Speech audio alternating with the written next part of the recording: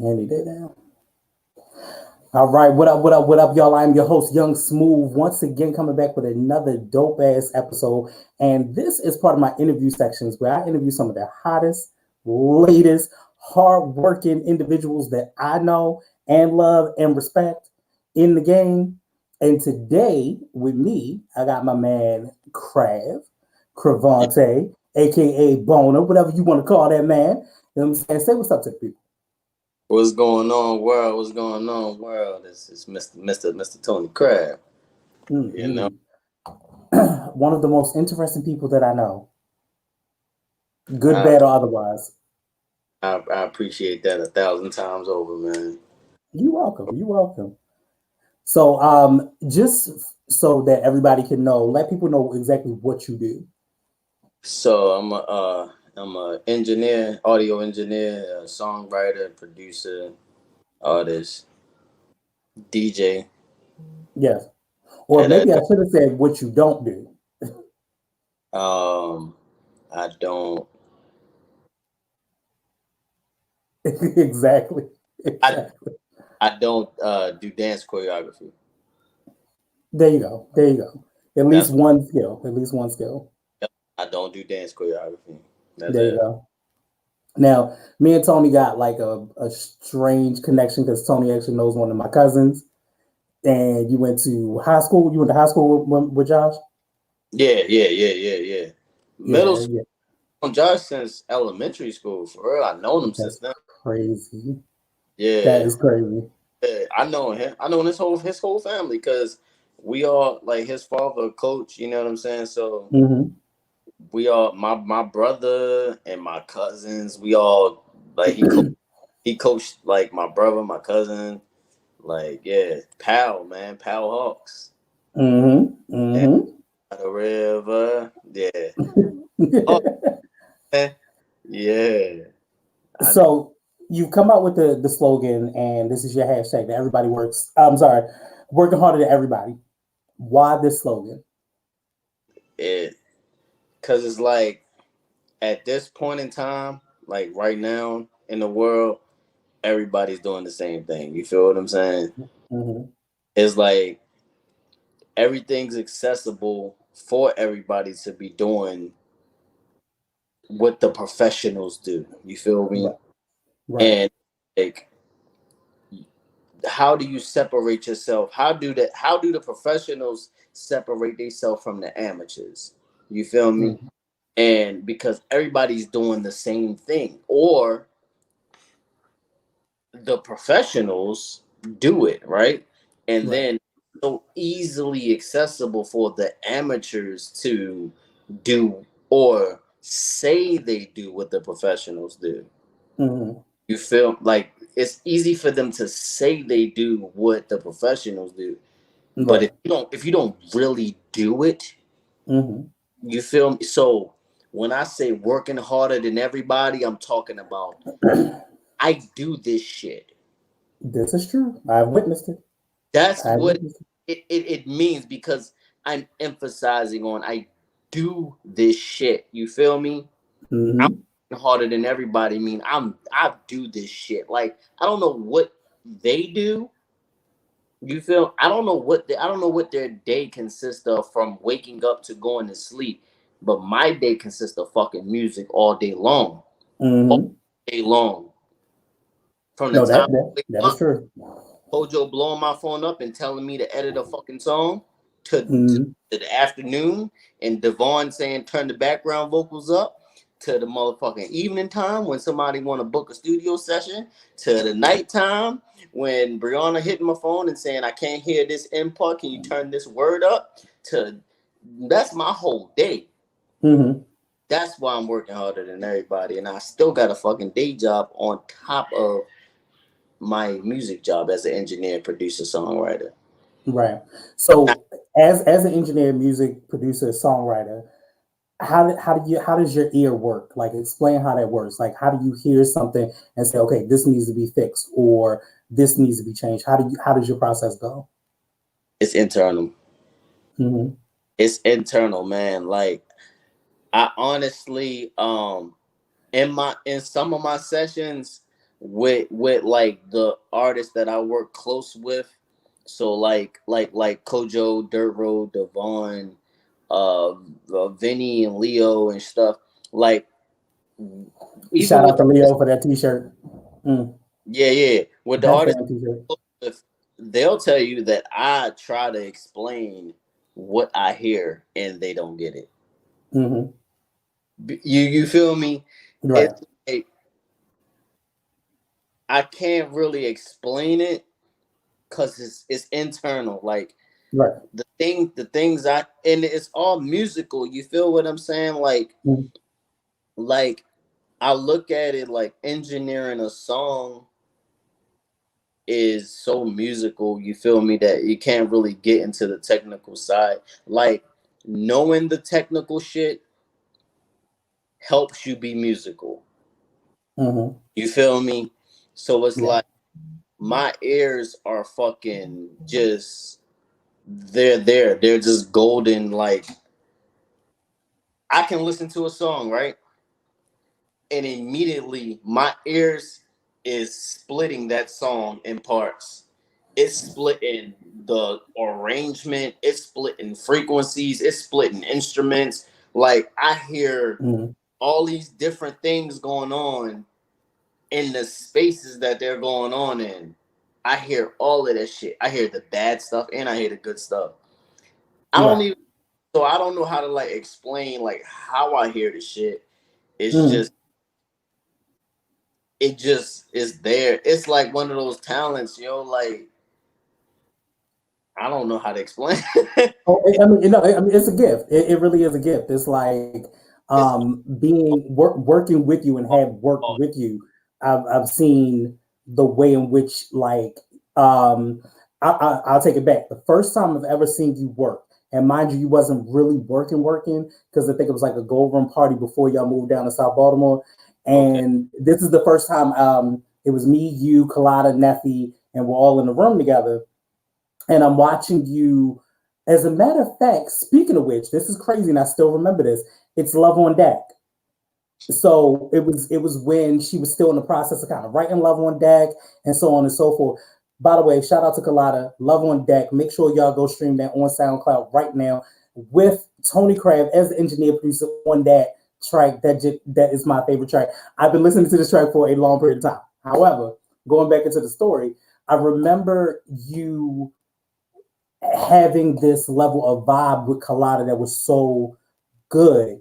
And I think a lot of times engineers and producers and people that are in the studio, either you have it or you don't. And I Right. think that's part of what your ear is. And it was like we talked about it on one of your lives where we broke down the track. And you're breaking down the track, and as you break down the track, if this wasn't in there, I don't think that you would have got that feel anymore. So I think that one of your big things is that you go off of a level of vibe and a feel, and like this is how I hear and this is what I hear. One of the other things that I've heard, I've had people send me music, and I have to put them on the level of a Tony Crave and say, is does it sound the way that a Tony Crave situation should? And this and it is not to gas you, but this is the biggest thing That's too much um pressure. no, it's serious. It's serious. So I had a project sent to me, and I compared it sonically, not vocally, not bars, not none of that. I compared it sonically to four, and I'm Ooh, like, yo, ooh. it don't. We gonna get into four, but but it doesn't. It didn't match. And Yeah. so you have to think like with my car, like I have a Bose surround sound system. So my Okay. system is gonna pick up everything. There's a level of everything that towards like four and coincide and other projects that you worked on that I have, even down to the song that me, you, and Destiny did. You feel me? Like even down to that portion, and that one was the rough draft.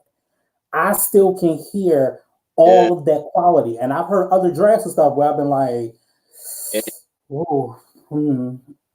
So kudos to you. it literally like my tag is not just a thing. You feel what I'm saying? It's not just Right. like something cool to put on a record to say Hmm. literally, like in literal sense, I love your music. Right. I love how your music is heard. Mm-hmm. I do. I Right. love, even if it's not something I listen to, I Mm-hmm. still love how your music is heard. Like, as long as your expression is being perceived by the listener the way you put it in your head, Mm-hmm. I love your music is. You feel what I'm saying? So Right. like that's why a lot of my shit sounds just the way it do, because I make sure that whatever artist I'm working with and whatever song it is coming across them is the right way. You feel me? Right. Like, I don't want Mm-hmm. nobody to listen to your song and not hear it the way that you created the song. Cause my Right. job service that it's to service that creativity and bring my creativity, but service your creativity. So Mm-hmm. that's why those records sound like that, man. That's why the four record, like Mm-hmm. a lot of it was Dirt Road's ear. Right. It was his creativity, but then everything I bring to it. You feel what I'm saying? So it was Mm-hmm. like, and I know how he and Kojo wants to hear stuff. Mm-hmm. And I was learning see Flame's way of sound, and I recorded comp a couple times, but not as Right. much before, so I was learning his way as well of Mm-hmm. music. And that's the thing about engineering is taking yourself, putting yourself in the artist, like the way that they're listening to the song. Right. You feel me? So Mm-hmm. when you do hear a record and it sound like you like, yo, this shit sound weird or off or not Mm-hmm. right, it's because the engineer and artist ain't here. They not on the same wavepath. They didn't have the conversation of how it should sound. Mm-hmm. The Mm-hmm. hearing is one of their sounds. It's either everything the artist said, who's not an engineer, Right. so saying I want this, I want it like that, and then it's the engineer just going that way, or vice versa. It's just the engineer sound, which ain't the artist's creative sound of the song. Mm-hmm. Was just like you're not hearing the artist side of the song. You feel what I'm saying? It Right. got together. So it's kind of like it's a marriage for you. Yeah, Like it you have gotta come. to merge You the two. one of the two can't bring just their side of the song, because then Right. it ain't be the collective of the song. Like y'all got Mm-hmm. to come to an agreement of like, for instance, Brianna loves her background vocals as loud as her lead vocals, and I hate that shit with a passion. I hate it so much, Right. but she wants. So what I do is I find a compromise in a middle medium of, okay, she likes her background vocals extremely loud as lead vocals, but I tuck Mm-hmm. the fuck out of them. I tuck them and keep them like level wise loud, but I still Right. squeeze them the way I would squeeze them. You feel what I'm saying? So it's like I'm giving her what she want, and I'm still doing what I want, but she still Mm-hmm. is. You know what I'm saying? Right. Like she likes seafood. You know what I'm saying? I like pasta. We're gonna go somewhere that has the best of. It's seafood pasta. You feel what I'm saying? Right. Right. Like she wants to go to this place that has amazing seafood, but I don't like their pasta, and I Mm-hmm. go to a place with good pasta, but the seafood ain't that good. So we have to find a place that has like something of. You feel what I'm saying? That's what it's all Right. about, and that's Right. the key to engineering when you hear songs. Because I still hear mainstream shit that sound like I be listening to it like they wasn't on the same page. No. No. That's all. No. I'd be like, they wasn't on the same page. Cause I hear no, that didn't have the conversation. Right. Right. So, who influences you? Like, I know your influences, but who are some of your major influences in the game?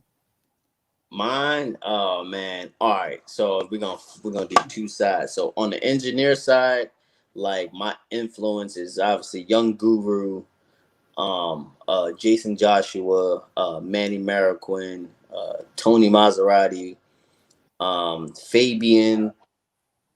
Um, it's so many of them, man. Corral, who's actually a vocal producer more than an engineer, but he's, Hmm. you know what I'm saying. And shout out to Corral. He's and a lot of these people I met, mixed by Ali, Derek Ali, Right. amazing. You know what I'm saying, um, yeah, bro. It's I can go for E-Mix, uh, man, Cruz. It's a lot of them, but more so just like top five, like Guru, Manny Marroquin, Jason Joshua, Tony Maserati, and I'm gonna just say Cool Corral, even though he's not a mix engineer, but he's the greatest Right. like producer, vocal engineer of all time to me. So yeah, man, because it's like in the first like four people I named, they're able to. This is why I say like they influence me so much because they can Hmm. they can mix a Jay-Z song and then go mix a Shakira song. Right. You feel me? In the same Right. day. Right. So that means that your ear is musically tuned to do either or and not be restricted to the one thing, Go wherever the fuck we which is want. dope. Which You is know what I'm dope. saying? We can go to Africa and we can go to motherfucking Tokyo in the same day. Hmm. You and it take a certain person. Like engineering is not knowing how to record in Pro Tools. It's not knowing how to record. I can show my goddaughter how to record. You feel what I'm saying? Right. I could be I like, just like to change it up, don't you? who knows how to record? I had her record me. You know what I'm saying? She sits Hmm. at the desk. I tell her to press this button, press that button, press that button, turn this down, and turn that up. Right. That's not engineering a session. That's just pressing buttons and moving things.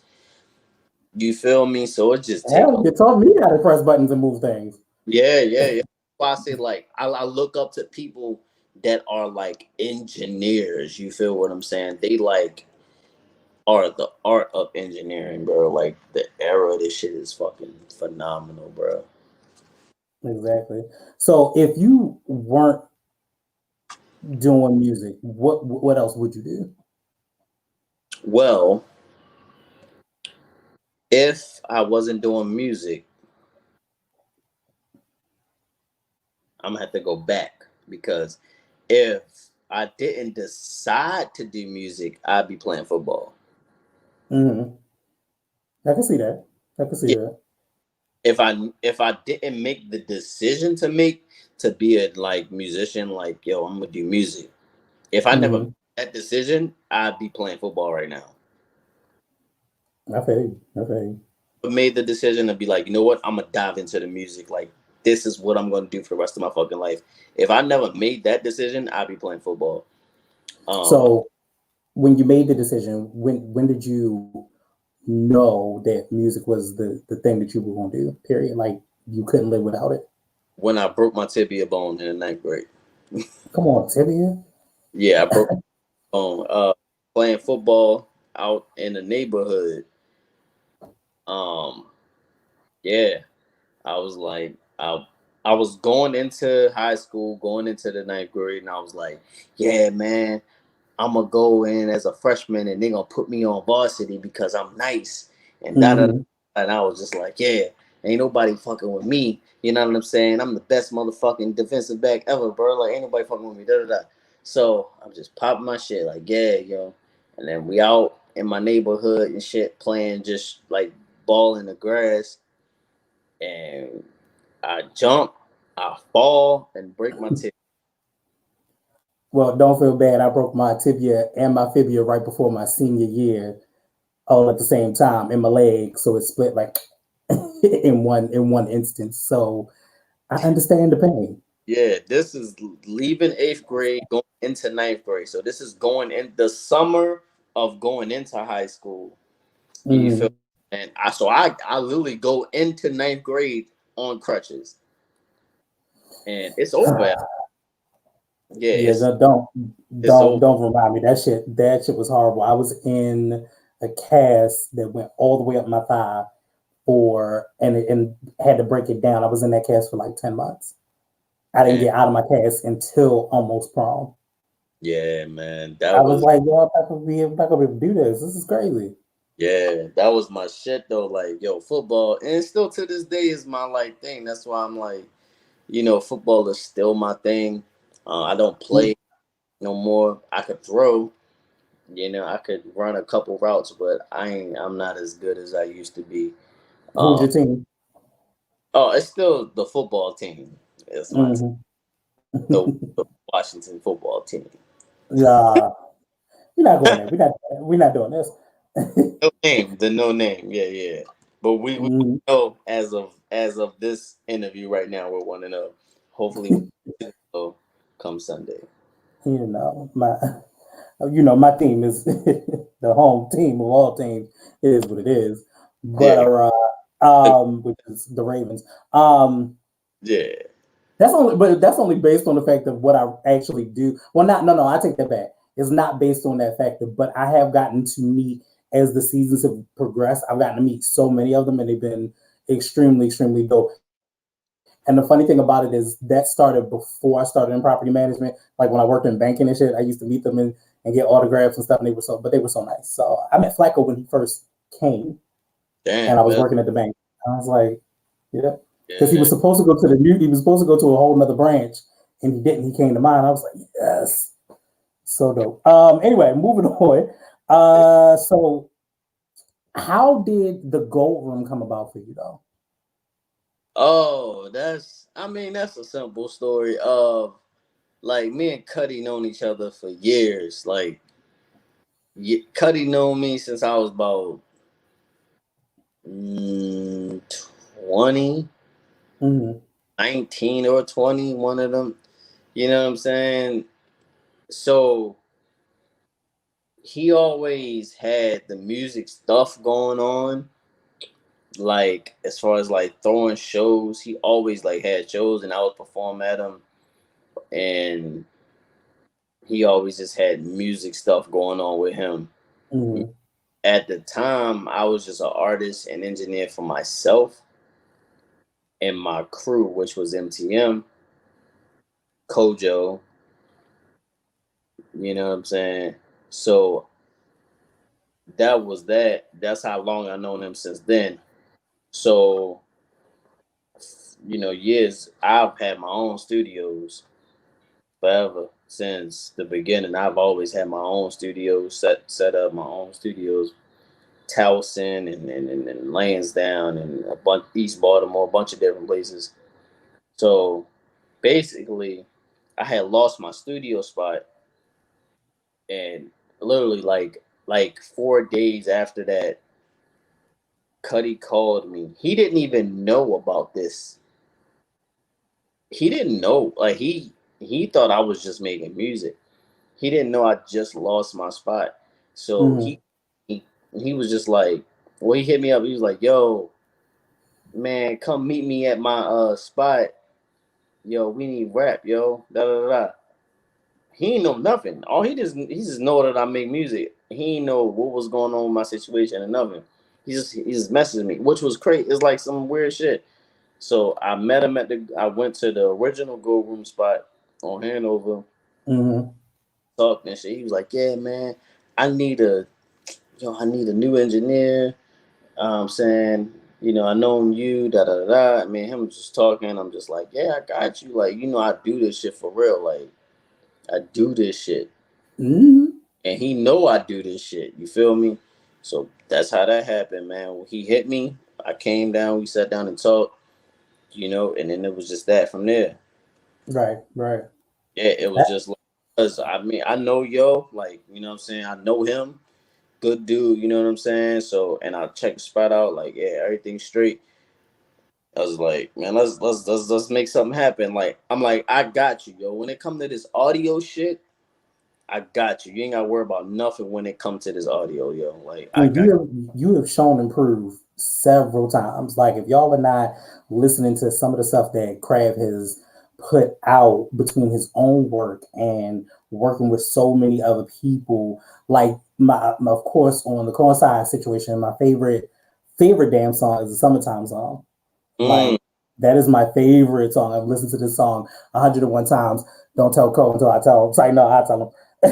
But and I love the arrangement and the fact that it was so different for a hip hop song. You know what I'm saying to you? It was um for it to only have him in the one verse, but showcase the hell out of these ladies. And I'm like, everybody blended and melded so well. I knew that it couldn't have nothing but your hand over top of it. I already knew. I Yeah, already knew.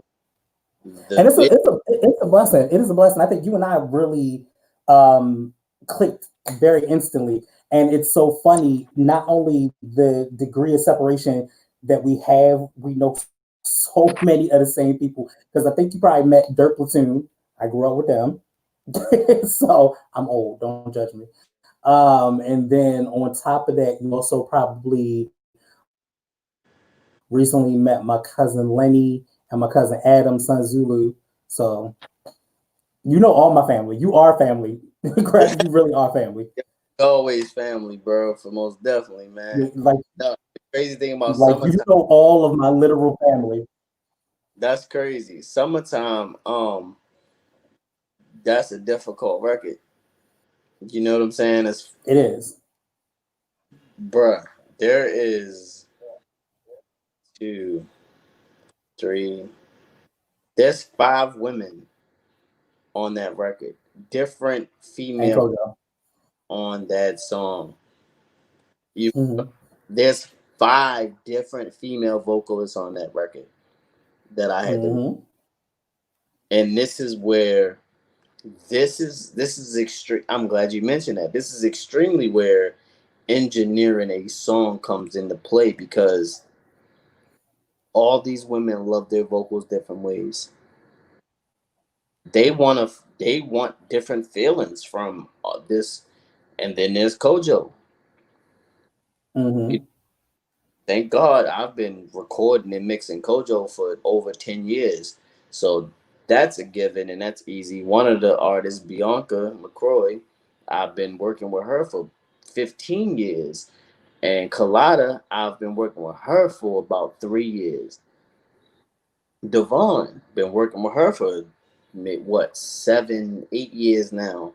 You know what I mean? Mm-hmm. So the then there's Special K, the artist, and then there's Whitney Cool. Swan, and I have to make all of this sound coincide. Mm-hmm. You feel what I'm saying? I have to all Mm-hmm. it sound like a record and all come together, which is the most difficult process because all of these women and Kojo all like to hear themselves differently. Right.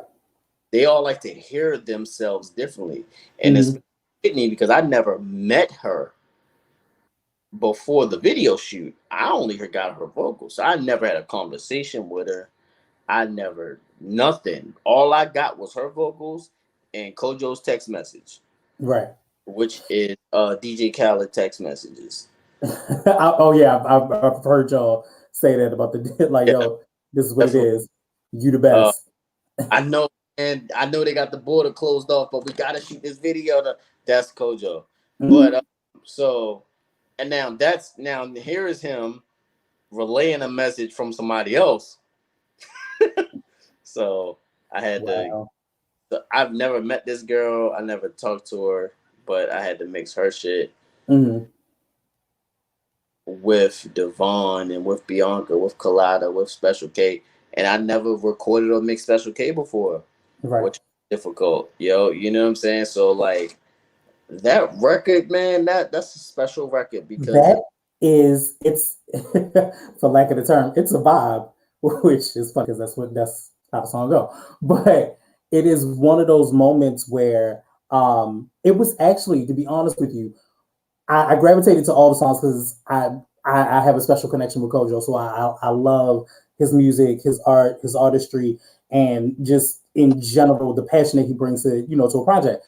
So when it got to summertime, I was like, oh, you got me, like hands up. So then I've listened to it like 3 or 4 times consistently, and I'm sitting there and I'm listening to it, and I'm like, oh, Crab put in work because I was like, yo, it is a lot of different artists. And it was funny because the way that you made it happen, they all did really meld well together. They all kind of coincided with each other, like, okay, damn, this works. And they're all different artists in their own right. And you're just like, this works. And then the fact of the matter to not really have Kojo come in until I want to say sometime within maybe with the third ish verse of it all, I was like, okay, that's dope. I like that. I like the fact that he didn't lead off because I think what would have happened in a consumer standpoint, you get to a point where you're like, okay, well, how does this song work when you got like 30 other people on it and the artist that I want to hear, I don't even hear him until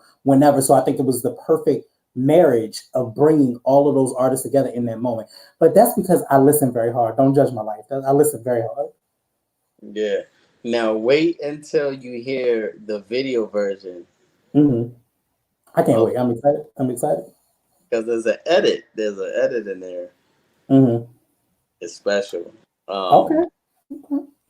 Yeah, I ain't gonna give it away, but when you peep the video, Kojo is a genius, man. He does some things within his brain, and things just happen, bro. Like Mhm. it's I don't know, but he definitely came. We, how about this? They are 18 mixes of summertime. I hear that. I hear that. There, That is a lot of work. You are working harder than everybody. That's a lot of work. that's that's really working harder there. Like there's 18, and out of the 18 mixes, like 9 of them are rearranged, Hmm. Got you. Got you. different versions of the song. Like Right. so, it's been changed 9 times, Hmm. and it's been mixed a total of 18 times. Mm. That's crazy. I You know you feel got a whole sheet of stems on that one on that one song. like that one song, bro, and honestly, like this is me on. It still ain't done yet. Oh no, I know you. I know how that goes. This is my thriller for real. Like I feel like Oh, that's a good comparison. That's a really good comparison. because I feel like it's not done. Yeah. You know, like it's out already. So Mm. Kojo, so it has to drop when it has to drop. Right. But it's not done. There's more mixing that needs to be done on that record to me. Right. So we've talked about primarily what you do as a producer, engineer, so on and so forth. But let's talk about the artist. Let's Uh, talk about Cravante for a second. Let's switch gears up a little bit. And I am in love with the Cravante album. I think it is a complete masterpiece. But talk about how this particular album came into the process and why. Damn, man, that's all right, man. Let's switch gears then. Hmm. Let's switch gears. All right. So Cravante is my R&B side. It's really me for real. Anybody that know me like yourself, like y'all know, bro, like it's R&B over everything. I could listen Hmm. to music all night long. Like fuck rap music for real. Like I could listen to R&B records all night. Um, Yeah, that's we have. my love, yo. Like I love R&B music over everything. That's where it started. Like, but the decision to make a record like that, it's hard. It's hard. Well, I'm gonna just take you down. I'm gonna take you down the road real quick. Okay. Mm-hmm. So at me as who I am, Tony Crab, yo, I'm a lot of things. You feel what I'm saying? I make songs every day. So Okay. the songs on Cavante has been made every day. Mm-hmm. There's actually songs that I deleted. So there's song I make songs every day. So as I'm making these songs, I'm gonna say 2018 was when I said, "Yo, I'm gonna make a whole album of fucking R&B songs and me rapping on them." Mm-hmm. I made that decision then. That was 18, 19. So, Right, because well, it came out in 19, but I think you did it the year before. dropped it in 19. So I really, I'm gonna say 17. 2017 was when I made the decision that I'm gonna do it. Mm-hmm. Because the songs on Cravante, some of them are actually 3 years old. Mm. Years old. Yeah, yeah, yeah, yeah. That's what I'm saying. It's like I recorded a lot of songs and I deleted a lot. Well, not deleted them, like they're still on my hard drive, but I didn't put them on the project. Right. So basically, I looked at the market, right? I was like, all right, what's out there right now? Not really. I'm going deeper than what I actually thought. Really, this is what I did. I was just like, I made the songs, and then I said to myself, I said, ain't nobody making no fucking shit like this. Yeah. And then you said it out loud, but yeah. Mm-hmm. Yeah, that's what I said to myself. I said it out loud to myself. And I was Mm-hmm. drunk when I said it too. And I said, Mm-hmm. yo, ain't nobody fucking got no shit like this, yo. Ain't nobody fucking with me right now, and ain't nobody making no fucking music like this right now. Nobody. Nobody fucking making music like this. And you wanna Mm-hmm. know where that came from? What I grew up on, bro.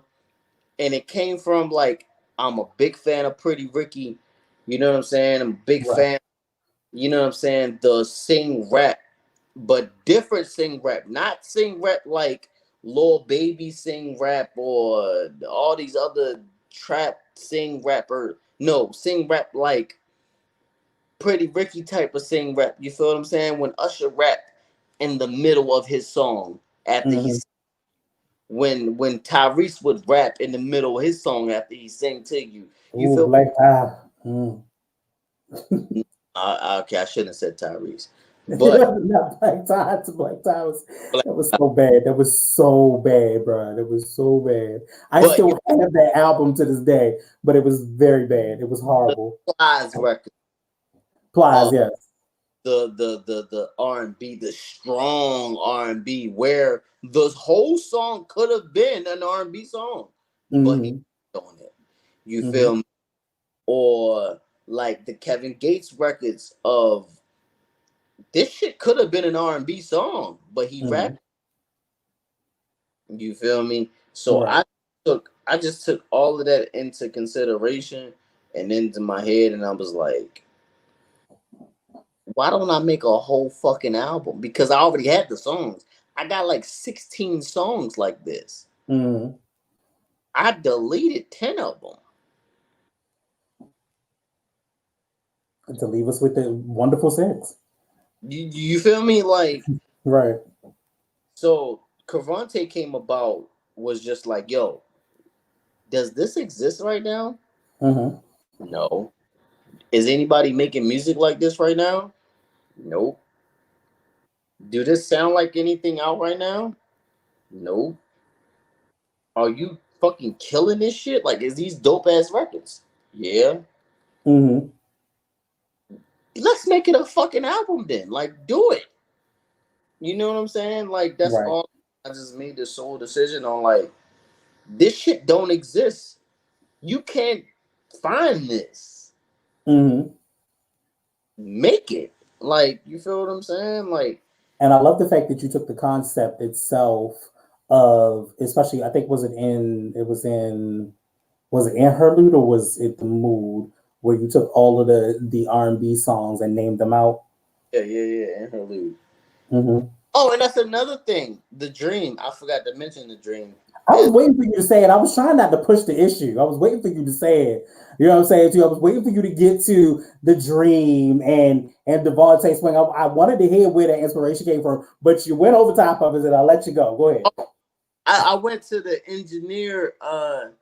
thing. But Mm-hmm. back to the inspiration of Cravante, Jodeci in the Dream, if you could put Devontae Swing and Terrius Nash in one room, Mm-hmm. that's that's my project right there. Yeah, pretty much. Pretty much. For the most part. I mean, and then you also have Tune on the cover. Those two I swear to God on everything I love, if I ever get to work with just them two, oh, and I can't forget Ron Isley, but Mm-hmm. them three people, my life is complete. Mm-hmm. You feel me? Right. Those two men, Devontae Swing and Terrius Nash, the Dream, are the sole inspirations of Cravante. Mm-hmm. You feel me? Those are the heartbeats of the R&B music that I make. Mm-hmm. Like you can listen to it, and I have an intro, Smooth, bro. I have an intro that's no, I'm not rapping on it. Mm-hmm. Well, like when do people make intros? I have not I would say as a well no, because he rapped on that one too. As a recent no, I have not. I've not heard a An intro, intro in a long time. In a long time. an intro to, Right. but it's I'm not even rapping on it. You don't even hear me. You hear Mm-hmm. her. Mm-hmm. You don't hear me. Yeah, no. It has been oh God, it's been forever because I think that and this is one of the things that I liked about Kojo's project too was that it was a lot of songs, but it gave me enough to stay interested. And that was the same thing about Cavante, where Cavante was EP and it was shorter, it still was enough to be interested. You know what I'm saying to you, like it, and I think that a lot of times artists such as yourself and even Cole and even Kalada and Neffy, when you have a theme or you have some type of process that goes through your music, it it works well and people can see it. Like the way that we consume music these days is very difficult. Like there's not an ear like yours anymore. You know what I'm saying to you? There's not that love for the craft like it used to be. I literally tear when people talk about the weekend Oh yeah. because we are in the time right now. Like we're in it. We're living through the weekend right now, Mm-hmm. and he's not being appreciated because we're in it. Like it's going on. It's active. It's like, oh, he's just another art. Mm-hmm. This motherfucker is in 15 years, people gonna be talking that legend Michael Jackson talking Right. Right. about. Because they already compared his falsetto to Michael's. You know what I'm saying to you? And it's different. Like the weekend. Can Yeah. we be honest real quick? Yeah. His falsetto is Mike. Like they neck and neck. Now Mm-hmm. I can argue and say his is better because he has more time on it. Right. Right. And he knows how to work one thing that Michael couldn't work, which is auto tune. True. So, with that being But said, one would argue, did Michael even need auto tune though? Was it no, necessary? no, not as far as like I'm not talking just natural like no, I'm just talking music wise. Like Weekend knows how to work auto tune to the point where the songs cut a fucking certain way to where as though Michael never had the chance to work auto tune. So Mm-hmm. when you hear the Weekend music, it's a feeling. You feel what It I'm saying? is. It is. It definitely is. It definitely is. Because he knows how to work certain tools that Michael Jackson never even touched for real. And not only just the tools, I think that it is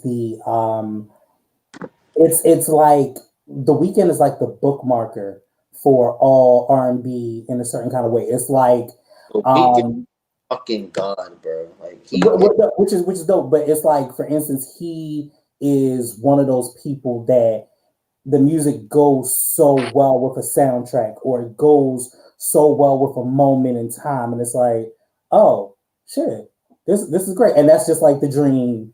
And the dream, I need him to come out with another album, because I think that is one of the things that we are missing right now. We are missing the dream. We really are. I'm uh, gonna get Go ahead. I'm gonna get emotional because Dream don't get that love he's supposed to get. He does not. But when he not here no more, Mm-hmm. and that one gonna hit me hard. That's gonna hit me hard. But Yeah. Dream, because of the time we're in right now of social media, which I hate to a passion. I utilize it. I Mm-hmm. utilize it, but I hate social media. Right. But I utilize it. But I hate it so much because it is ruining authenticity, is ruining creativity. Not really. Well, in a way, it's ruining creativity because it's making creativity forced. It's like Mm-hmm. I, it's like I'm making this thing. Okay, I'm being creative and I'm making this thing, and then something in the brain happens where it's go. I'm making this thing and I'm being creative to now I have to alter this thing to make it trendy. I have to Right. alter this thing to make it pop. I have to alter this thing that I'm doing to make it catch people. Like, because if you already creative, right? If you just naturally just creative and you're creating something and you start to create something, a painting, a song, whatever it is that you're doing, you're creating. You start to create it, right? Now, well, if this was 1997, we could just go all the way with the create. Mm-hmm. Oh, I'm feeling creative. Boom. Right. My creativity flowing. I'm making this thing. And then that's it. Like I make the thing, whatever it is I'm creating, I make it and I show people or play it for people and they like, oh my God, that's so awesome, that's so cool. And Mm-hmm. it's attract to it. Right. And nowadays it's the same creative person. Oh, I'm feeling creative. I create this thing. But something in the brain goes on with, oh, oh, I gotta make it pop. I have to make it trendy. I, I I, got I believe that, but I also believe that the part of that that makes it so difficult is the creator with the capitalist consumption. You know what I'm saying to you? So it's always like, yes, you can be a creative, and I know I need to make it pop, which yes, totally negates the level of creativity.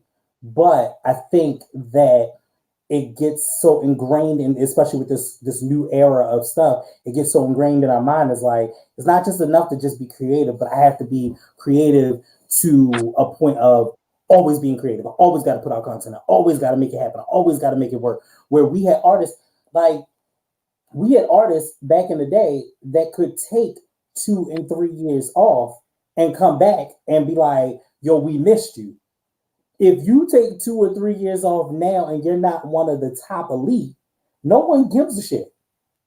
And our attention spans are shorter. So I think that's probably a lot of the reason that happens. It's very much so. And that even goes down to like YouTube content creators. It's like, yo, you always gotta, do something and pull something out and do something else. Like, people are still human. They still need a minute. it's too much at one time. Mm-hmm. Bro, do you know that like before the internet and social media, the news came on 2 times a day, They did. 3 times a day. You got the morning news, afternoon, and evening. Yep. That's the only time you heard anything. Mm-hmm. Magazines came out once a month. Mm-hmm. The newspaper came out once a day. Mm-hmm. That's all the that's the only time that you could get information. was TV actually went off. I'm showing my age, but TV went off. the only time you could get information was the news came on 3 times a day, morning, and you had to catch it. You Mm-hmm. catch it. You feel me? Mm-hmm. You had to catch. So the news came on 3 times a day, morning, afternoon, and night. The newspaper came out 1 time a day. You got the newspaper that day. That was the news. And magazines, whatever was going on with celebrities, came out once a month. And that was it. Like you couldn't get nothing else other than that. Now we open up Instagram or Twitter, 10 seconds. everything is that like within Kobe Bryant fucking family didn't even know he was dead. Right. Right. You feel me? Mm-hmm. Like his wife said she opened up social media Twitter and saw it. Right. How, bro? Mm-hmm. Or how quickly did Chadwick Boseman's family had to put out a statement immediately? Right.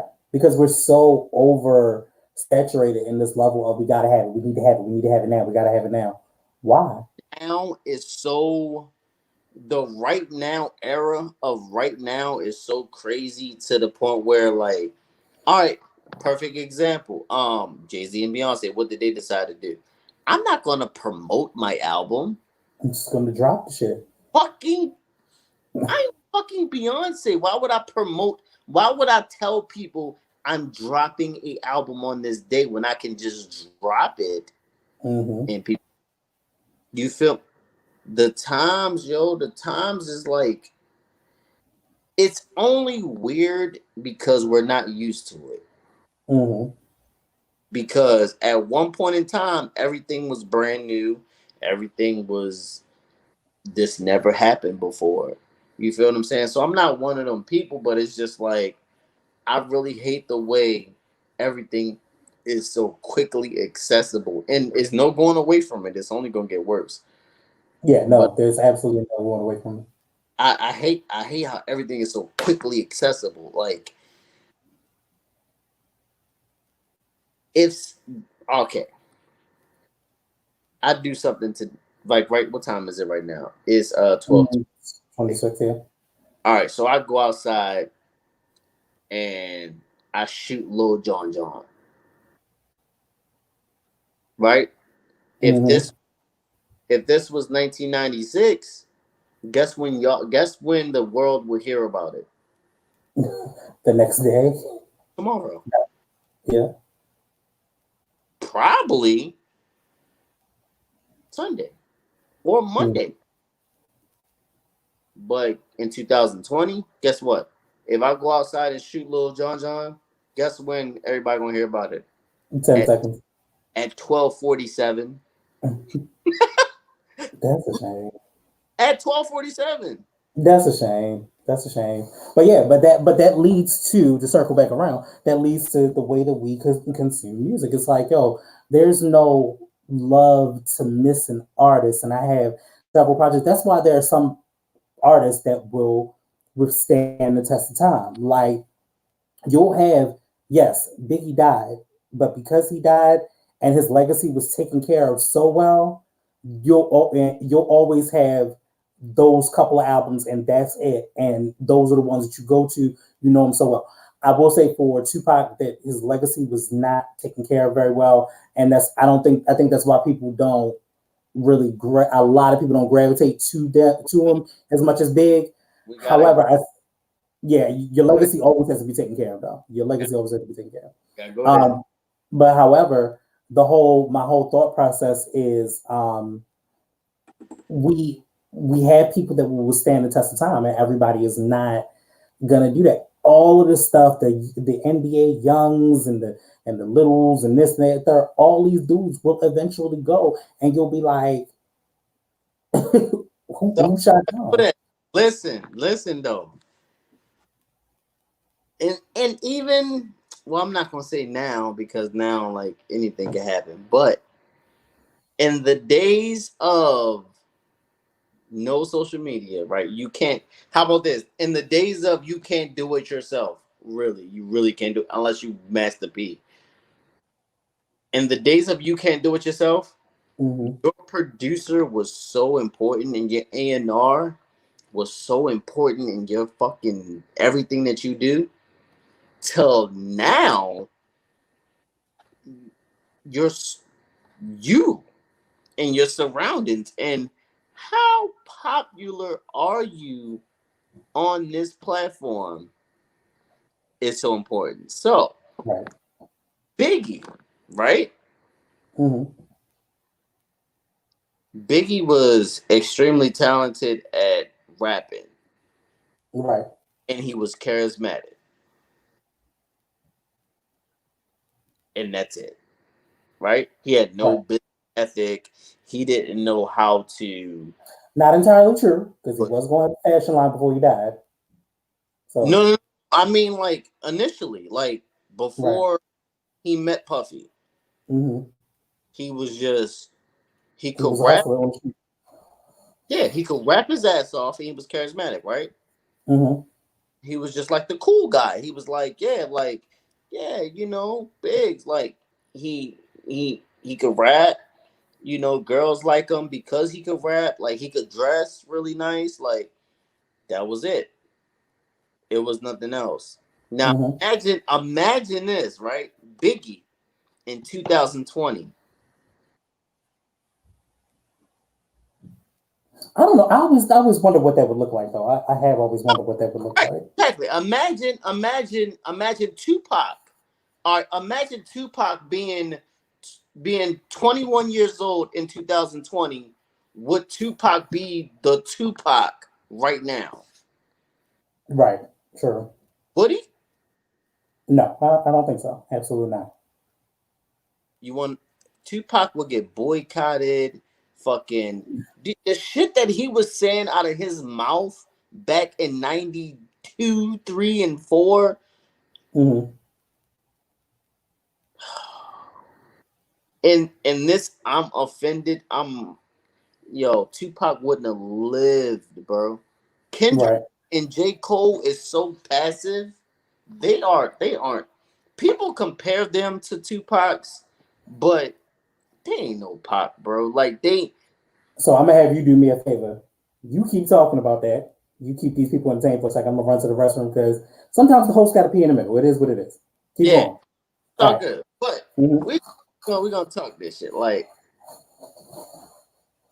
yo, Pac wouldn't have made it. Biggie would, like, you feel what I'm saying? Like these certain artists, bro, like as of right now, you have to be trendy or poppy to even fucking get attention. You feel what I'm saying? Like the shit is like fucked up. And yeah, you got the artists, like you got your Kendrick Lamars and your J. Cole's and your Wale's and people that's really like saying something. The Big Sean's, let's not forget Big Sean, that's saying something and that's standing for something and that means something. But are they really the babies? You know, are they really your 6ix9ines? Are they really your, like, the ones that's really getting the fucking attention? You feel what I'm saying? Like back then in the '90s, like yeah, you can get the attention. Why? Because that's what motherfuckers want to listen to, want to hear, want to see, want to fucking. But other than that, man, that's just crazy, yo. Like I don't think they would survive right now. Look at Nas. Nas doesn't. Nas is known as a legend, but he doesn't matter right now. You feel what I'm saying? Nas dropped the album. Yes, Nas album was dope to everybody that listened to Nas album, which was.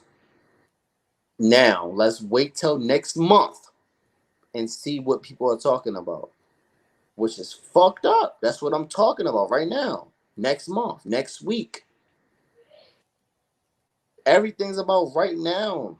So we're in a whole like right now era of like what's going on right now, and people forget about shit next week.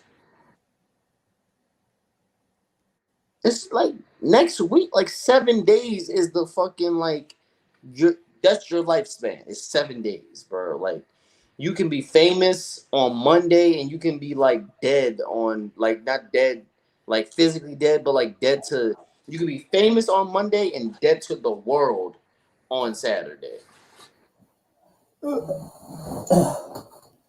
That shit crazy. All right, as I jump right back on in, my bad. Yeah. So, actually, I do have a question for you. So that made me think about something. Since I went to the bathroom and washed Yeah. my hands, I did wash my hands.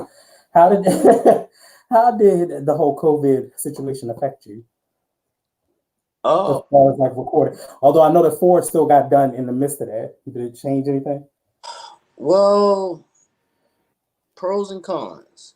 Mm-hmm. So pros was a lot of businesses and places shut down or the hours got cut or and then the stimulus check and the unemployment situation happened. So the pros was people had more money and time. They had more money and time to, come to invest in their music. The cons is like again, there is coronavirus going around. I'm a, Mm-hmm. and a survivor. Uh, Mm-hmm. that's one of the cons is you don't know who the fuck is coming in your building. Yeah. Like we on checking temperatures and all of that shit at the door. So I mean that's one con. The other con is like a lot of people are germaphobes, bro. They like I'm not going I'm not going nowhere. Mm-hmm. I'm not coming to your studio. Like no, I will work on my music in my house. I will come to Guitar Center, which is fucking stupid because you're gonna come to Guitar Center and contaminate yourself to buy your own equipment to record at your house and whatever. Anyway, that's a whole nother conversation. Because that Um, that sounds like a thing. Like that's a lot.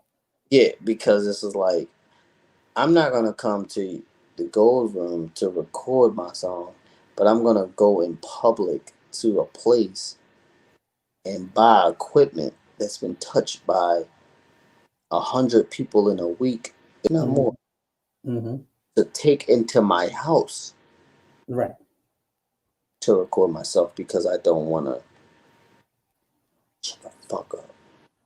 Like, wouldn't it be more smart to just order your shit offline than the that's the case?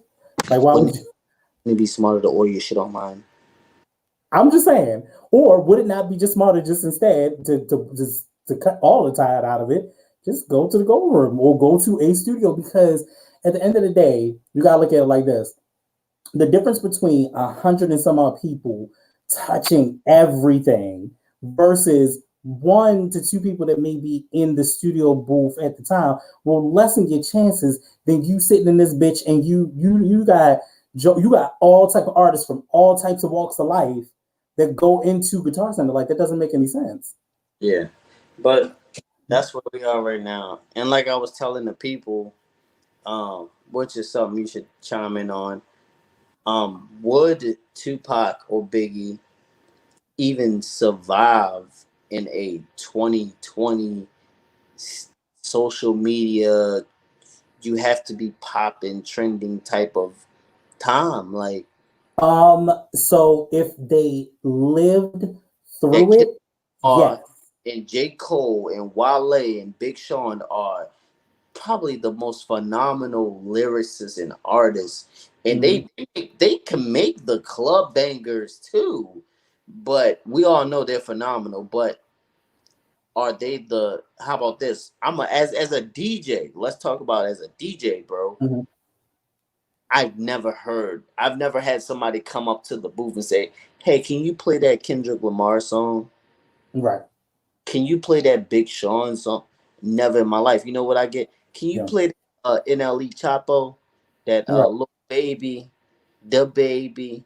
Can you play that like Well, you have to look at it like why is that the case? The reason being is because the DJ has always spun what was popular.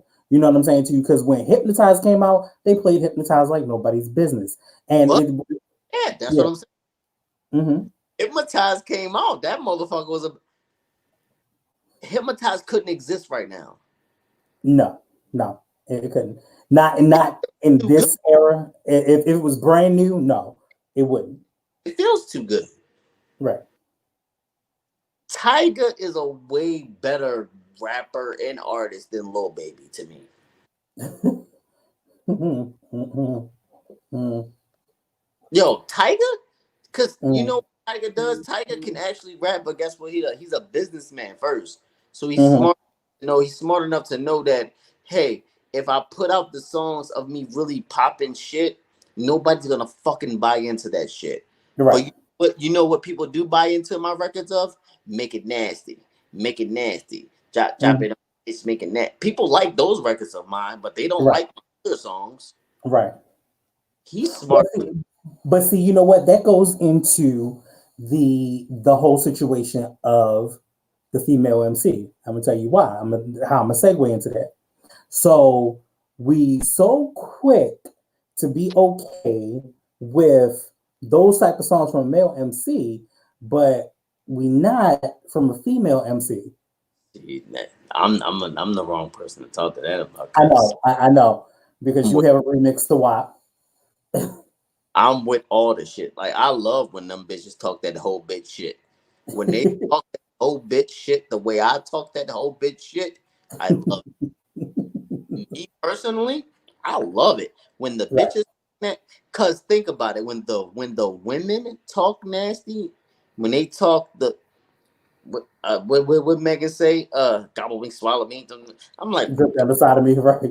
what? I love that shit. You Right. feel me? So it's only certain men. You feel what I'm saying? It's certain people. How about that? Because Mm-hmm. I love that shit, and I know women that love that shit. Do you feel what I'm Mm-hmm. saying? So it's just certain people. I mean, because let's think about this. Back in the day when it was protesting hip hop music for them Sure. saying them referring to women as hoes and bitches, when we have a number one song right now with a sample saying there's some hoes in this house. In this house. Yep. But in 1995, they was protesting men calling women hoes in rap songs. Mm-hmm. Yep. Look how far we've come. Like, look how far we've come. You want to know why? Because people want something to be mad about. I love Right. when we talk nasty. Right. But it also gets to that point where they're like, well, Oh, is that all there is? You know what I'm saying to you? Like, is that all there is? Because our R&B turns to that in a heartbeat. Like, let me show you how much dick I can put up in you, so on and so forth. And the rap still turns to that too.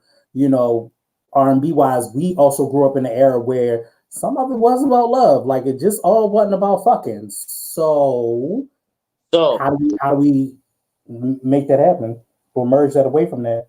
it's the time, bro. It's Mm-hmm. the time we're in right now. Like think about it like this. Okay, you can even do this. Take a poll, right? Take a poll. Most women and men right now, take a poll of who's actually believes in love. Mm-hmm.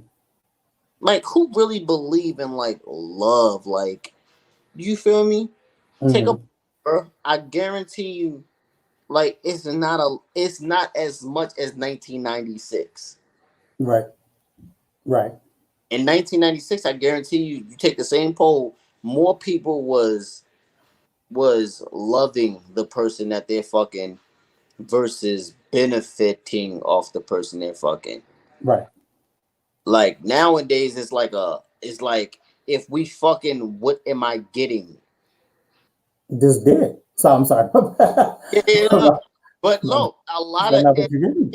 every and people say I'm not saying every, I'm just saying a lot of a Yeah, lot no. of, like Yeah. Ma- majority of is if we're fucking, what am I getting? Mm-hmm. Versus back in the day is if we're fucking, what are we? Right. Right. You know what I'm Or, saying? or if we Now, fuck once we like, go together. what are you doing for me? What Right. bill are you paying? What bag are you buying? Which, by the This way, also bag, makes me very upset about that too. Because here's the what? thing. But look, here's the thing. Don't claim this fucking independence bullshit. I don't like this. In life, I have one saying and one saying only that I really honestly believe. And my saying to that is that we have lost the need it. You feel what I'm saying to you? But don't sit back and claim this independent bullshit and still at the same token talk about what bill you want me to pay because you didn't give away your pussy. Your pussy is a dime a dozen. Anybody can get that shit. Stop acting like that. Don't nobody really want it. And matter of fact, if it always keep being wet like this, you might want to go check it because it might be a yeast infection. I'm just saying, I don't know the method. If you weren't Just saying. about, if you talking about, oh, if I'm fucking you, you better be paying or buying something. Well, that's anybody with money can pay, Mm, buy something. So you mean to tell me, Uncle Ray down the street can get the pussy if he buy you a Chanel bag and pay your light bill? right. So what's the worth of it though? So then what's the value? That- So that means you have no value. You have no. If your value is only a Chanel bag and a bill, I'm like then gonna you have no take real off. value. Yeah. Hold on, Smooth. Hey, go. But so I always think like that. I always think to myself like, yo, what's your value? What's your worth? How do you make that happen for yourself? You feel what I'm saying to you? Like you gotta be worth something. You gotta be at a point of saying, yo, my your pussy shouldn't just be the prize of the trophy. But to be honest with you, I think that our music honestly, truthfully reflects that. Like music reflects the times. When you had Marvin Gaye back in the day, and you had you move on to like in the '90s, like R&B groups like Blackstreet and Drew Hill of our time, and then you move into like now and Chris Brown and Trey Songz and then moving in further with like Tory Lanez, and you're just like all of it is not about love. It's just strictly about the sex. So who knows? Who knows? But don't forget, y'all, that you can also find Krav's music everywhere. Some of the situations that I mentioned, like for instance, let's see, four is on all of the major platforms. You can check out Coincide by Kojo, which is also on all of the major platforms. So make sure y'all check that out because that's gonna be dope. You can always check me out, and actually, I'm gonna do this for a second. You can also check me out a little bit of everywhere as well. Um, so I am going to be. I'm gonna be everywhere. I am. I think I am. I don't forgot. So I'm on. I've been drinking. Don't judge me. Well, no, I haven't really been drinking. Um, so don't forget that y'all can check out the podcast itself.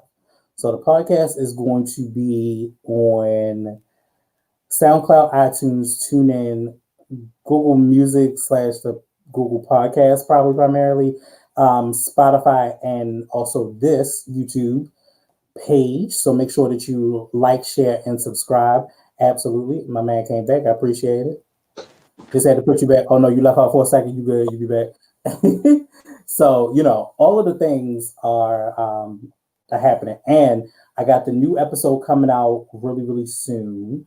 Don't forget what else. Oh, don't forget about the Kick That Lyric. So make sure y'all check that out as well. DM me if you get the Kick That Lyric and you know what that is, because that's gonna be dope. That's gonna be awesome. So yeah. I'm just waiting on you to come back, Playboy. Doing all the shout outs and all the good old stuff. But no, back to what we were saying, right? I feel that yeah, there is, like I said, there is a need. The need to feel needed is missing. We don't write like that anymore. We don't write from a love perspective.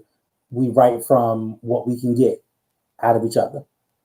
And it's like, what's the purpose? What's the whole purpose? Like, if I don't really need you in my life, then why are you here?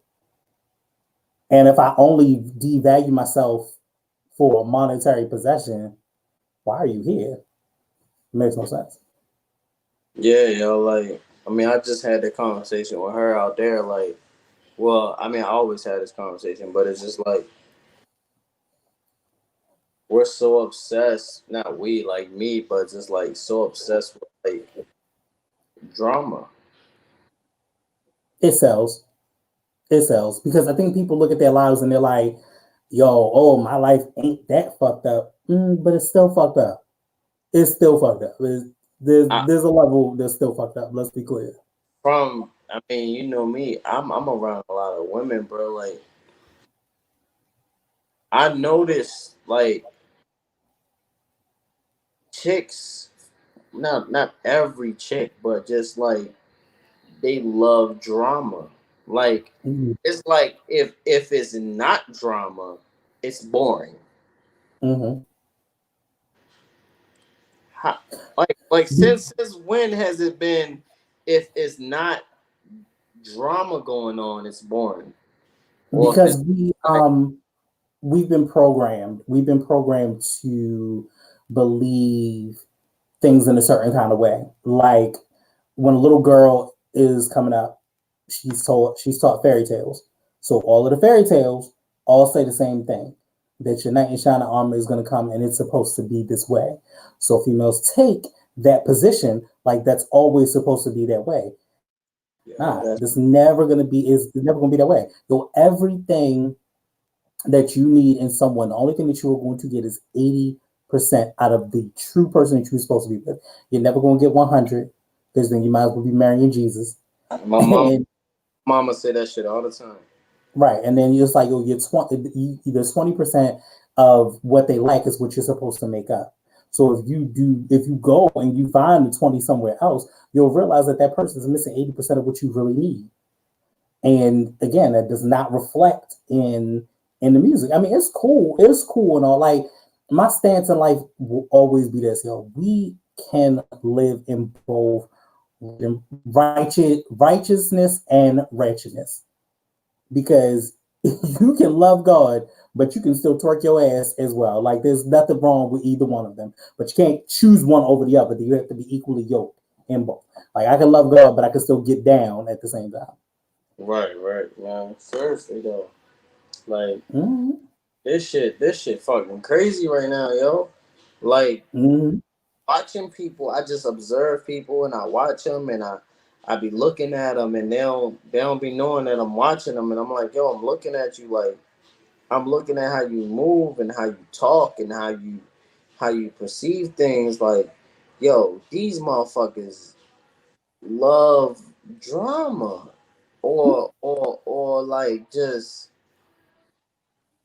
it's like, yo, are you into that shit? Like, what? Yeah, To because me, it's what they know and it's what they've been taught. Everything about drama is nothing but a learned behavior. that's true. That's true. It's a learned behavior. Yo, like hatred and racism is a learned behavior. It's not something that you automatically are raised knowing. You know You know, drama because it's what you saw. that make a lot of sense that you say that. That make a lot of sense. I never thought about like that make a lot of sense, yo. Right. Because nobody is, you don't wait, you're not born into being like, oh, I'm not going to like this person and this bitch better not say nothing to me and Hubby. You're not 5 years old and you're not thinking about, oh, well, why I got the best Chanel bag. No, you learn that shit. These are learned behaviors.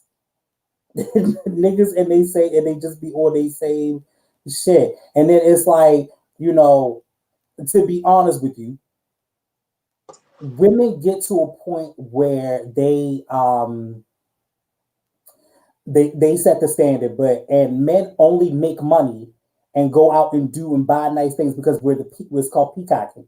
We are the flashier of the species. We gotta look good, we gotta smell nice, we gotta do all of these things because we assume that that is what the girl want. To be honest with you, we would be ashy all day, ripped up clothes, whatever was comfortable, holy ass drawers, Right. because it would be fine. We're not impressing nobody, but we are of that species that is that is like that, and it causes for drama. It's always the girls not feeling appreciated, not feeling all of these other things, and who makes them that way? Assholes. Most guys that fuck up like that, like yeah. But Yeah. what makes me mad is when you can't see a good guy. Like for instance, I had talked about that on the show about Erica Mena being really in Safari's corner and niggas calling like Safari corny and shit. Granted, Safari a little corny, but at the end of the day, girls go for the rough guy that don't really know who he is, or the tough guy that don't really know who he is, versus somebody who's corny and into himself and loving his family. So, Yeah. I mean, I just feel that way. I'm glad you said that. Why you say that?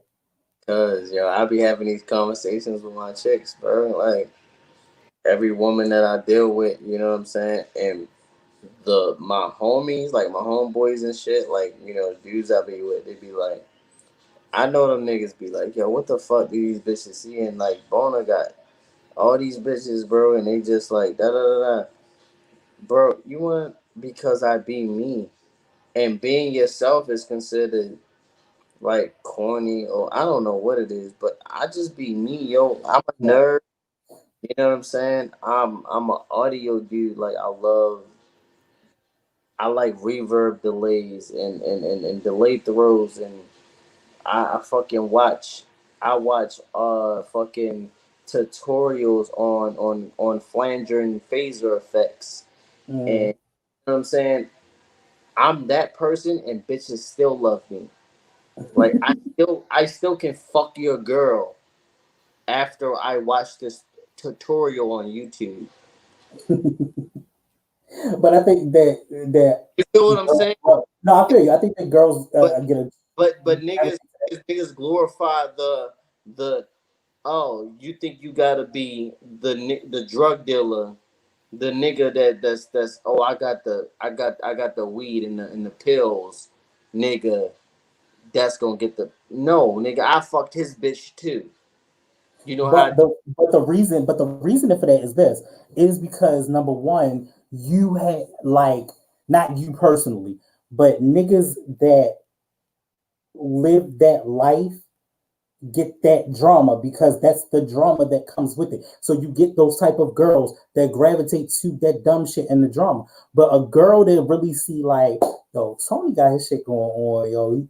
He corny as shit though, but I could fuck with it because it's not all that bad. Plus, not to mention the fact after you fuck with a couple of chicks, they all talk. So therefore, your name out in these streets. So it is what it is. But yeah, it's like, oh, I never could respect a dude that felt like he had to be loud, abrasive, or he had to flash, or he got this, or he got the new J's. Like, fuck that, my nigga. I will fuck your bitch because I can. Like, it's bottom Yo, line. So, it, yeah. yo, bro, like man, I be me at the end of the day. You feel what I'm saying? I be Mhm. me. Like a lot of niggas is scared to be them because like if I be the real me, nobody's gonna like me. But you know Nigga, what? You know what? That's so crazy that you say that because I am an observer, like real quick first. Like even coming into the gold room, I kind of had to scope everybody out and I understand, the type of dudes and atmosphere and everybody and how a lot of people operate and work and love everybody there and miss everybody with a whole passion. I really do.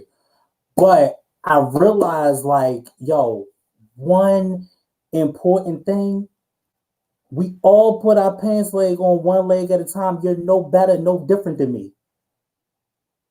Like that is never gonna change. Like I'm gonna work just as hard as any other nigga in here, if not better. My pen game, you've witnessed my pen game. You after have witnessed my pen game. Like I am very much so when I'm fixated on something, I'm fixated on it and I make sure it gets done to the end. yeah, And so it just is. There are always going to be certain people like that that are like certain people, certain guys that'll be like, oh well, nah, I'm just a cool dude, and shit. And then there's some niggas that I'm a whole nerd. Like I love music to death. I love comic books. Like you judge me not. I like the color. Like that's the weirdest shit. Like I like a coloring book and some fucking crayons. So judge me not. I'll color with kids all day. Like it's my thing. You ain't even got like I already son. I'm the weirdest. I think that I'm the weirdest motherfucker that I know. You Right. feel and to be living in a time where being popular and cool is more important than anything Than being yourself. than being yourself. To be yourself are the strongest people. I swear to God, we like me, myself, you, man, Mm-hmm. obstacle, fucking, like so many like Kojo refused to fucking. That's one of those people. Like this is like, that nigga refused to sell himself as something else that he can't do every day, Right. and associate yourself with that person every day makes you a certain person. You feel what I'm saying? Like I love y'all, man. Mm-hmm. You stayed you, bro. Like every time I ever seen you Thank you. in any atmosphere I ever seen you in, you was yourself in every atmosphere I ever seen you in. Like Right. you never was like somebody else. Like I looked at you and was like, yo, who the fuck is that nigga? Like, nah, you was Right. you every single time. Nowadays, bro, that's not a normal thing. Like people change themselves in every single atmosphere that they go into. Like Mm-hmm. they make themselves somebody in every Mm-hmm. single atmosphere that they go into because they have to be a different person every time to be accepted in these different atmospheres. And it's just like, do you really got to do that, or can you be oh, they don't like you. Oh, Mm-hmm. okay. They don't like you, so you gotta change yourself. Okay. But Well, you know fuck. what the funny thing about it was, I remember a time of being younger and calling that adapting and being like, oh, I'm just adapting to my surroundings and that and the third. Now I will say this: there's a difference between adapting and kind of adjusting a little bit. You know what I'm saying? So like, I I will be very honest. I definitely speak way differently than at Huh. work than That's I still do. Yeah, right, exactly. But I remember that time and having to walk into a level of insecurity and just being like, oh God, how I'm gonna face this, how I'm gonna rock with this person. But I I'm damn near 40 and I'm like, yo, bruh, I have got to get to a point where it's gotta be like, love me or leave me alone. Like it's bottom it's line, like love me or leave me alone. Fuck it. I am who I am. I'm always gonna be who I'm gonna be. I can't change that for you. I'm not going to fit your your diameter to feel comfortable. Like fuck that. Like that's not. We don't do that. We don't do that right here. We back don't do that. in Tupac though. Like, I mean, we seen Tupac in a lot of different lights, right? You're right. We seen him be political. We seen Mm-hmm. heroic. We seen him be fucking vigilante. We seen, Activist. but all of these was what? Now, was he being himself, Yeah. or was he just doing things that he thought people liked and would get him attention? See, Mm-hmm. that's my whole argument with Tupac. Is it's like, was he real? Like, Mm-hmm. was everything he doing real, or was it just for the time and what was going on, and That's a good question. That is. was just feeding on because he's an actor at the end of the day. You feel what I'm Mm-hmm. saying? He's an actor. Let's not True. forget. Let's not forget that. Let's not. let's not single out the Jamie Foxxes and the Will Smiths who are and the Denzel Washingtons who are Mm-hmm. phenomenal actors. Mm-hmm. Your Leonardo DiCaprio's, your Johnny Depp's, your Jim Carrey's, your these motherfuckers are phenomenal Oh, actors. let's also not forget to mention Isaiah Washington. I put Isaiah Washington in that category because a lot of times people forget that, but you know he's the mayor in P Valley. Yeah, Isaiah And Washington. but Isaiah Washington is good. I want to always put him in that conversation because I think he gets very lost in that, but he's an amazing actor. Go ahead, my bad. Yeah, so with that being said, is like, so you mean to tell me these phenomenal actors can't pretend that they are somebody else that they're not? Well, and Denzel on Training Day, where he had to walk away from his family for like 3 months after shooting because of that fact. Yeah, so it's like Tupac. When people talk about Tupac, bro, I'm like, yo, that nigga was an actor, bro. Like, Mm, you I see you that. you can't be solely invested. Oh, he was this. No, he was an actor. Mhm. He was an actor. And I also think that Like, how like do you go from being fucking a Black Panther pretty much to right. you banging blood now? But I also think that it's like the difference in Tupac and Biggie is again, like I said before, the legacy is different. You know what I'm saying? To you, Definitely. the legacy is held way different for Biggie than it is for Tupac. Like yo, even down to the creation of the movie, like that movie, his mother was already gone, he was already gone, and it was just like they just took free reign and did whatever with this movie. And the actor that played him, yes, that would have been great. Everything would have been good, but it wasn't a story of. It wasn't like when you already had the Biggie story out there, you had Notorious out there. We were expecting All Eyes on Me to be a story, not him telling some shit from jail. And pretty much the whole script was like articles from yesteryear and shit that we are, you know what I'm saying, that we kind of knew about. Now, the Biggie story was exactly that, but it still had motion. And it almost felt like because the people that was around him that loved him told a story and it felt like it was telling a story through his eyes. To not kind of get that the same way from All Eyes on Me, this is where his legacy falls short. Hence, this is also why the music falls short for him too. Because like, yo, I I could play Juicy more than I'll play California Love. Now those two records is picky. Mm-hmm. Those two records is picky. California Love and Juicy. I don't know, bro, because I be feeling California Love like.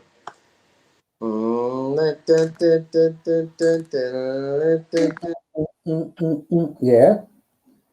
But when it comes to rapping, I like Biggie raps more than Tupac raps Mm-hmm. because of the beat selection. But we all gotta take this into consideration. And you know who the only people that take this into consideration is fucking musicians, engineers, A&Rs, and producers. Mm-hmm. Biggie had fucking Diddy. This is true. Tupac had Tupac. And Suge. He had Tupac. He didn't. Suge not a musician. He don't know shit. This is true. Suge don't know shit about music. This is true. Did he know music? You're right. Mary J. One Joe. Twelve, Mace, Loon. Like Mm-hmm. I can keep going on. Like did he know music? Suge. Yes. Who has Suge produced? Yes. But equally, let's say this. Here's the equal. The equal is they both have fucked someone over. Yeah, Count. yeah. But I'm just talking about hit records like or just being there and producing a great artist in a record. Mm-hmm. It's not a great record producer. Like he doesn't have the ear for Mm-hmm. music. Like Mm-hmm. Tupac had to deal with Suge Knight. Biggie had Puffy, bruh. Yeah. And There's, I think that it also there's see that repeats to the level of the legacy though, yeah, because he had Diddy, it was like, yo, look where once he died, look at how Diddy continuously ran over those years. You exact. And should be like, ain't nothing without yo. When without Dr. Dre and Snoop Dogg, Death right, Row is dead.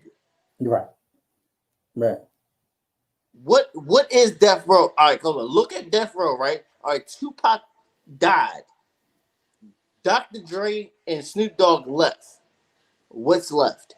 exactly, corrupt. That's Now, all. That's all. now, let's talk Puffy.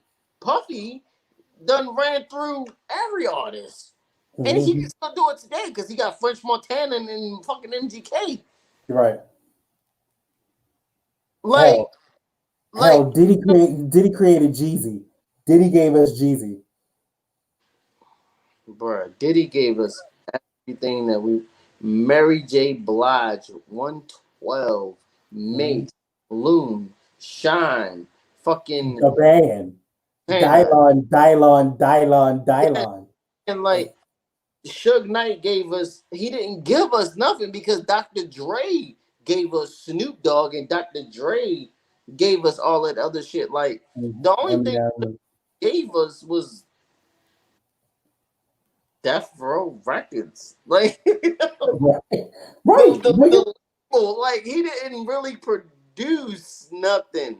Right. But one thing I will say that and every time I have this topic with somebody or talk about this, um, I think now with us being in our 30s and being really, really grown, we did not realize that these were kids. We never quite looked at it this way. These were kids. Like that's the same thing when you look at football players. Like I've met Ben Powers, right? Ben is like a door, really. I'm 37, like Ben's like 23, 4, something like that. Crazy. You That understand what I'm saying? But like, yo, he's a kid. yo, In my mind, he's a kid. Like, you still a kid. I get that. I know where I was in my 20s. I record Gus Edwards, the running back for the Ravens. Mm-hmm. He's younger than me. Right. But I don't look at him like he's younger than me. Right. You know what I'm saying? Like Right. I'm 31. Gus is like 26. He's 26. Like Mm-hmm. wait, hold on. Let me get my facts right. But cause I gotta throw this out there. Like I record and mix his music. I met him. Like Mm-hmm. Gus. Right. Ah, Right. he's 20. Oh shit. About to fuck up. Yeah. Hey, smooth. My phone on 1%. So shit about to fuck up.